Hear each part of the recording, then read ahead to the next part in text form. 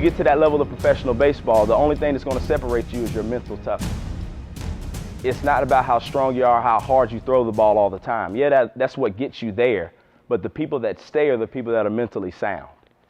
And if you learn that at this age right now, you're preparing yourself to stay in professional baseball for a long time. All right? I've said it before. I said it when I talked to Wake Forest baseball team that my ability got me to play with the St. Louis Cardinals, but I got released in 2011. And I think back when I do a self-evaluation, I think that I got released because I didn't have mental toughness. I didn't have what I needed to stay there. Your ability can get you into places. Your ability can get you some scholarships. But the people that go farther once they get there are the people that was able to understand what it took mentally to get there. Identifying your weaknesses plays a major role into getting to where you want to go in life.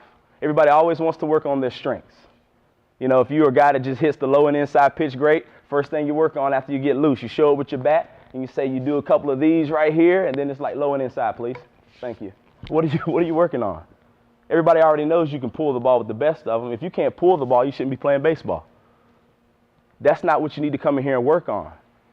When these guys come in here and they spend, your parents and your guardians spend time and money for you to come in here to get better, you don't get better on hitting the low and inside pitch. You got to find out what it is that you need help with and work on that so that can become your strength.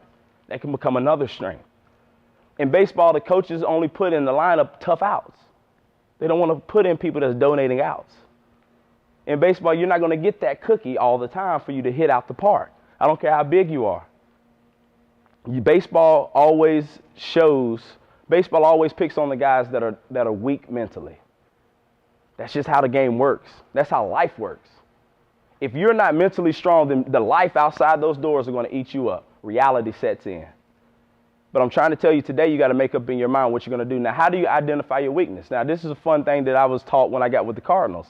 He said, CJ, what it is that one of my hitting instructors told me, he's like, CJ, what is it? If you had to pitch to yourself, where would you throw yourself? And I said, oh, that's easy. Inside, hard and in. Just buried it right there on my hands. I can't get to it. He was silent for a little bit. He was like waiting for me to be like, oh, yeah. I never did. I was sitting right there like, what was the point of that? Because I hadn't graduated to that level mentally enough for me to understand that he's showing me something that I need to work on.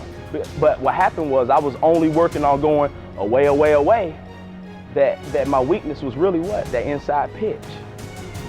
What happened was when I got to my rookie season, Johnson City Cardinals, I batted $179.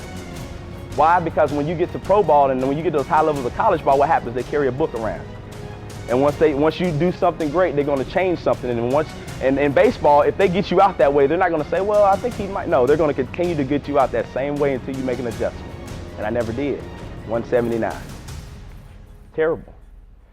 I went back the next season and I still was trying to get together. I was working on that pitch and my batting average went up a little bit. I finished batting 259. I didn't have the best year of my baseball career until last year in independent baseball with the Washington Wild Things. Washington Wild Things, I finished batting 306. Baseball America had me the top second baseman in all of independent baseball. But that's not because I went in here and I dedicated to getting stronger. I did that, but I dedicated myself to taking myself to another level mentally. Showing up early, leaving late. Identifying what my weaknesses were and showing up and working on that. But see, here's the thing. You don't only want to work on just your weakness all the time because now your strengths will become your weakness. Does that make sense? Your strengths will become your weakness if you don't work on everything. You got to be dedicated to this. You can't just show up and expect for it to happen just because you're here. A lot of people just come because their parents make them come. But then you got dreams and aspirations of being a Major League Baseball player. That doesn't make sense. You don't even really want to be here. But then you want to tell people, I want to be a Major League Baseball player. In life only rewards the people that put in the hard work for it to go get it. That's what happens.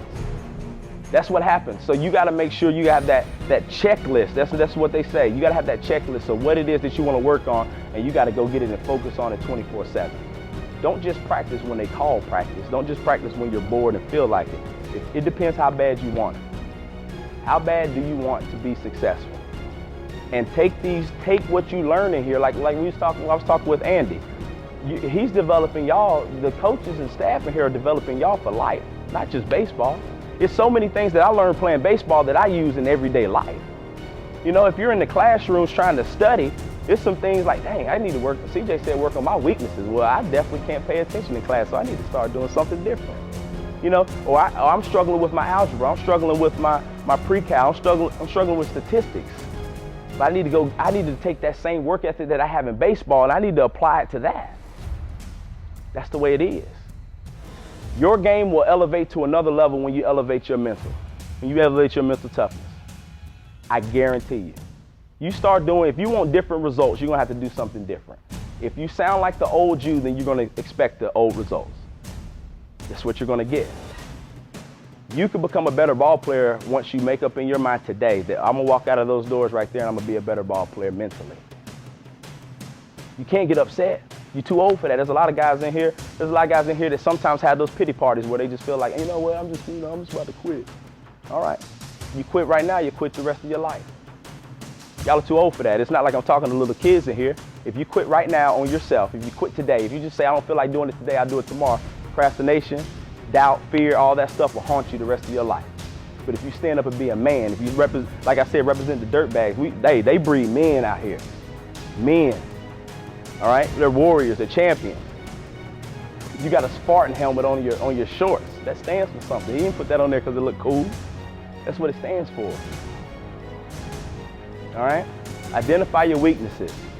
Not only in baseball, but in life as well. When you leave here today, find out what it is that you need to work on in life. Find out what it is that you need to work on in baseball. Write it out. I'm real big on that, motivating people to write their stuff out because you're not going to believe it till you see it.